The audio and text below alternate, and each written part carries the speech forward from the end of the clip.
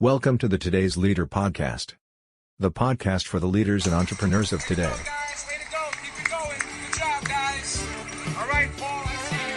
All right, Charlie, finish us. Coach Carl.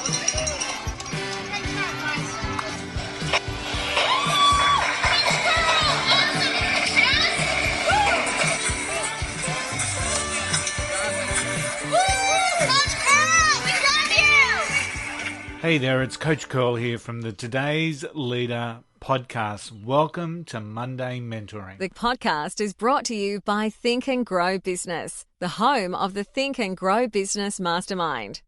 If you're serious about growing your business, get serious and join a mastermind group today. Find out more at thinkandgrowbusiness.com.au. Hey there, it's Coach Curl here and welcome to Monday Mentoring. Yesterday I shared the 300th episode of the Today's Leader podcast and celebrated that episode with some of the personal leadership lessons that I had taken on board from interviewing the range of global experts, the global leadership experts on the podcast. Now, I truly get excited when I've got a podcast interview coming up because I know that I'm always going to learn something. So it just seemed natural for me to put together a showcase episode featuring some of those learnings. If you haven't already, go back and listen to episode 300. It truly is a celebration of 10 of my greatest learnings. Now, meanwhile, while that was going on, a sport that I love, rugby league, was suffering a major identity crisis through what I would call knee-jerk and reactive leadership. Now, for background for those people outside of Australia, the National Rugby League had made an edict that any contact with the head or the neck will be penalised and the players will be ejected from the field. I'm using the word ejected because that's a more global term. Now, as a consequence, we had a number of teams that were left with players short for periods or for the length of the game, and there were sometimes, instead of 13 on the field, there was a number of cases where there was 11 players on the field. And, of course, that creates a huge imbalance on the playing field. Now, it was an extreme reaction and policing from the government body, an extreme reaction. Some called it an overreaction based on some recent events, while many were just perplexed as to what it was.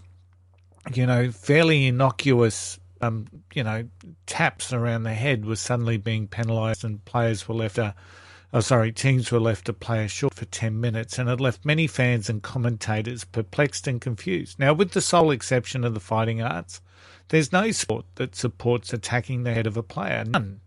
Yet in most sports, there's the risk of doing so. So in most sports, there is the risk of doing so. Now, no one likes seeing any player hurt for whatever reason, let alone hurt from a head injury. Yet in sports, that can happen from fairly innocuous things, from your head heading a soccer ball. I've seen players knocked out when they've gone to head a ball.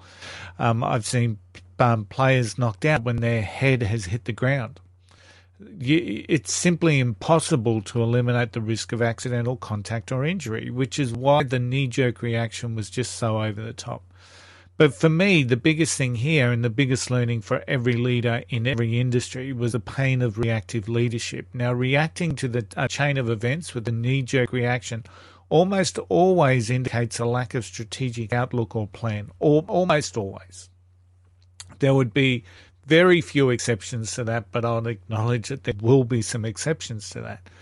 Reacting to a chain of events with a knee-jerk reaction almost always indicates a lack of strategic outlook or plan. Now, without a visionary process, as a leader, you will always be at the behest of the forces that scream the loudest.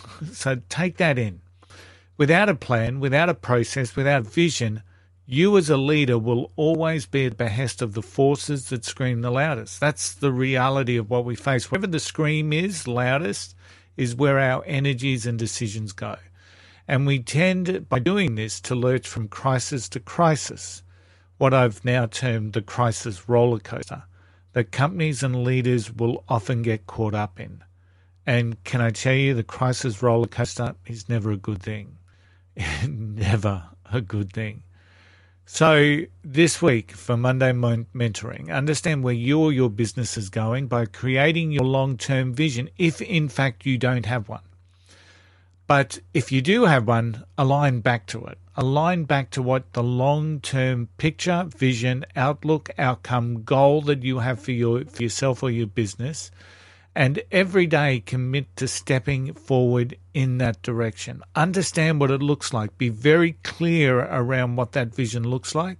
Block out the noise that surrounds you. Stay tuned and get off the Crisis Rollercoaster. Hey, thanks for tuning in to Monday Mentoring. I hope you have a great week, and I shall see you all again next week. Thanks for listening to our Monday Mentoring session today. I hope it gives you momentum to reach out for your dreams. If you're looking for an extra boost, check out my online academy for access to over 75 programs to help you build a better mindset, enhance your leadership skills, and boost your business. You can trial it for just $1 for the first month at thecoachcurlacademy.com. Remember, wherever you are standing stronger, braver, and wiser. Have yourself a successful and a productive week. And remember the golden rule, just don't be an arsehole. I'll see you next time.